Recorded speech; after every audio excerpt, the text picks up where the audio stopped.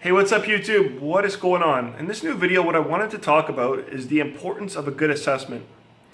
When it comes to an assessment, if a trainer, a coach, or a therapist isn't performing one, then that is a problem. And the reason being is because if they're not performing an assessment, how are they going to know what the appropriate program should be for that individual, regardless of whatever their goals may be?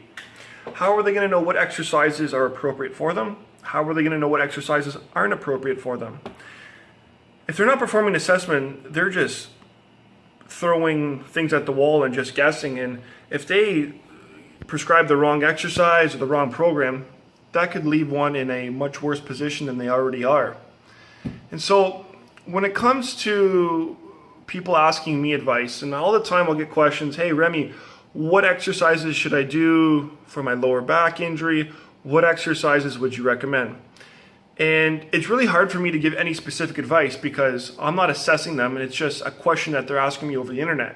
If I were to see them in person, or if we were to do an online assessment, or maybe they send me some videos and pictures, and I could see their movement patterns, the way they move, the way their posture is, then I could give some more information about what exercises would be appropriate and what exercises may not be appropriate for them moving forward.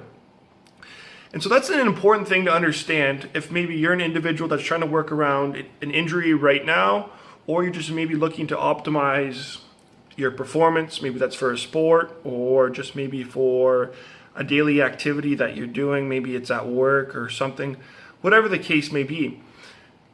An assessment needs to be performed because everyone is different and each individual is unique, and each individual has their own unique injury history, injury problems, and structural differences. Some people are tall, some people are short, and everyone is going to need a different program.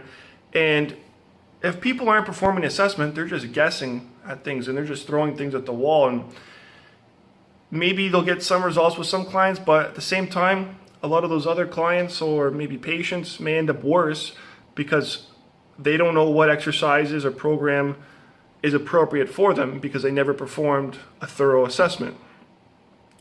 So I just wanted to make this video because I do get that question a lot from a lot of my YouTube subscribers or just followers, and people will just ask me, hey Remy, what exercises should I do? And it's really hard for me to give any specifics without doing my own assessment.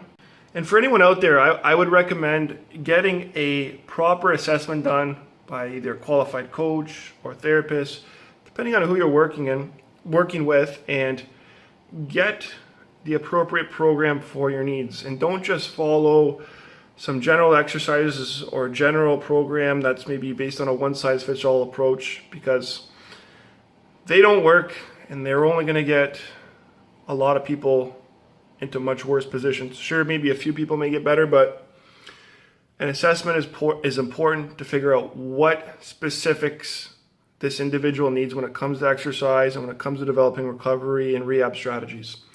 So I just wanted to make this video just to clarify that, because I do get people asking me questions a lot about what exercises they should perform for the lower back injury. And quite honestly, I can't really give any specific advice without doing my own assessment. So my recommendation, like I said, get an assessment done, get a good assessment done, and from there you'll know what exercises or what program you should be doing. All right guys, that's all I wanted to talk about in this video. I hope you enjoyed this, and until next time, all the best and take care.